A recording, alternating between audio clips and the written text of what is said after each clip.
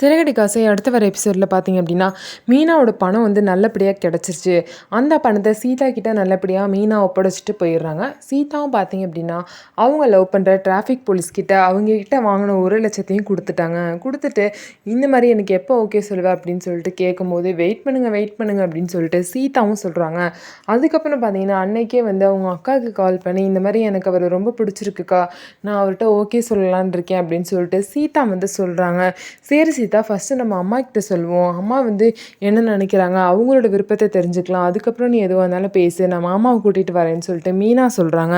சரிக்கா அப்படின்னு சொல்லிட்டு சீதாவும் சொல்கிறாங்க. உடனே மீனா பார்த்தீங்கன்னா முத்துவை கூட்டிகிட்டு சீதா வீட்டுக்கு வராங்க. அங்கே வந்து பார்த்தீங்க அப்படின்னா இந்த விஷயத்தை பற்றி எல்லாம் பேசுகிறாங்க. பேசி சீதாக்கு இந்த மாதிரி ஒரு பையனை பிடிச்சிருக்கு அப்படின்னு சொல்லிட்டு சீதா லவ் பண்ணுற விஷயத்தை எல்லாத்தையுமே அவங்க அம்மா கிட்ட சொல்லி பெர்மிஷன் வாங்கிடுறாங்க. அதுக்கப்புறம் அடுத்த நாளே எல்லாரும் பார்த்தீங்க அப்படின்னா மாப்பிள்ளையை பார்க்கலான்னு சொல்லிட்டு மாப்பிள்ளை வீட்டுக்கு போகிறாங்க.